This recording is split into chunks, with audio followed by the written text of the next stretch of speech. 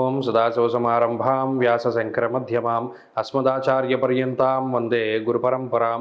జ్యోతిష్ శాస్త్రాన్ని భావితరాల వారికి ప్రసాదించిన ఋషుల యొక్క పాదపద్మాలకి నమస్కారం చేసుకుంటూ, అలాగే నాకు ఈ జ్యోతిష విద్యను నేర్పిన గురువర్యులు జ్యోతిష బ్రహ్మ కీర్తిశేషులు శ్రీ ఈరంకి సూర్యనారాయణమూర్తి గారు, సూర్యశ్రీ దైవజ్ఞ గారి యొక్క పాదపద్మాలకి నమస్కారం చేసుకుంటూ, ఓం శ్రీ మహాగణాధిపతి నమః, శ్రీ గురుభ్యో నమః, హరి ఓం. వీక్షకులందరికీ నమస్కారం. జనవరి నెల 14వ తారీఖు లగాయితూ జనవరి 20వ తారీఖు వరకు ఉండేటువంటి గ్రహగతుల ఆధారంగా ద్వాదశ రాసుల వారికి ఈ వారం ఏ విధమైనటువంటి శుభాశుభ ఫలితాలు కలగబోతూ ఉన్నాయో ఈ కార్యక్రమం ద్వారా తెలుసుకుందాం. మీనరాశి వారికి ఈ వారం సాధారణమైనటువంటి గ్రహస్థితులు గోచరిస్తూ ఉన్నాయి. ఈ రాశిలో రాహు సంచారము, శని గురుల యొక్క ఈ కర్తరి ఏదైతే ఉన్నదో, అర్గళం ఏదైతే ఉన్నదో, ఇది కొంత ఇబ్బందికరమైనటువంటి విషయం. అయినప్పటికీ లాభస్థానమందు రవి యొక్క సంచారం ఇది చాలా శుభ పరిణామము. అర్ధంచ స్వకులాచార గృహే నిత్యోత్సవ శుభం అన్నది శాస్త్రం. స్వకుల ఆచారాలని పాటించడానికి, ఆనందదాయకమైనటువంటి సమయాన్ని అనుభవించడానికి, అంటే కులాచారాలని పాటిస్తారు, అంటే పట్టుదల. అలాగే మన కులంలో ఇలా జరిగింది, నువ్వు ఖచ్చితంగా చేయాలి అంటే దాన్ని చక్కగా భుజస్కంధాల మీద వేసుకుని ముందుకు తీసుకెళ్లేటువంటి పరిస్థితి.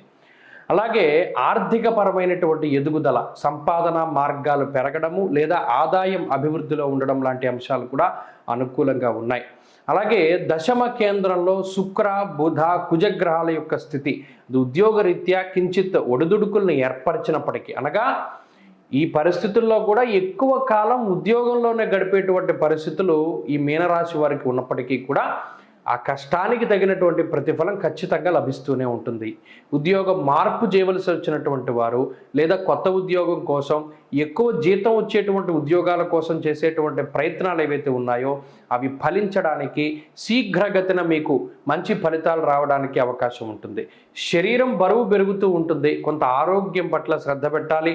అలాగే రాహువుకి సంబంధించినటువంటి అటు థైరాయిడ్ కానీ, షుగర్లు కానీ, స్కిన్ ప్రాబ్లమ్స్ కానీ, వెన్నుపాముకి సంబంధించిన సమస్యలు కానీ, గ్యాస్ట్రిక్ సమస్యలు కానీ, ఇవి మాత్రం కొంత ఇబ్బంది పెట్టడానికి అవకాశం ఉంటుంది. జాగ్రత్త వహించాలి.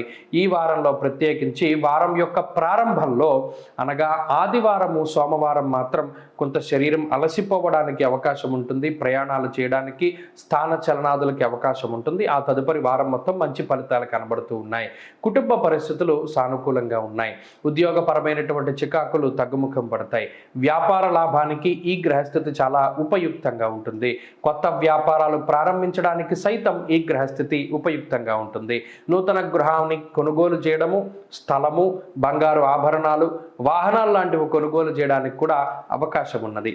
విద్యార్థులకి ఈ సమయం కొంత అనుకూలంగా ఉన్నది. అలాగే కార్మికులకి, కర్షకులకి, వ్యవసాయం చేసేటువంటి వారికి సైతం గ్రహస్థితి అనుకూలిస్తూ ఉంటుంది. అనుకున్నటువంటి లాభాలని ఆర్జించగలుగుతారు. స్త్రీలకు ప్రత్యేకించి ఈ గ్రహస్థితి మానసిక ప్రశాంతతకి కారణమవుతుంది. కుటుంబంలో ఉండేటువంటి ఇబ్బందుల నుండి బయటపడతారు. కుటుంబంలో ఏర్పడినటువంటి అసహనం కానీ, అశాంతి కానీ అవి తొలగిపోవడానికి అవకాశం ఉంటుంది. మీనరాశి వారు ఈ వారం మరింత అనుకూలమైనటువంటి ఫలితాలని సాధించడానికై సుబ్రహ్మణ్యేశ్వర స్వామి వారి యొక్క ఆరాధన చేయడం చెప్పదగినటువంటి సూచన. ప్రత్యేకించి సుబ్రహ్మణ్య భుజంగ స్తోత్ర పారాయణం లేదా శ్రవణం శుభ ఫలితాన్ని ఇస్తుంది. ఈ వారంలో కలిసి వచ్చేటువంటి రోజు ఆదివారంగా చెప్పవచ్చును. అదృష్ట సంఖ్య 9, అదృష్ట వర్ణము కాషాయము.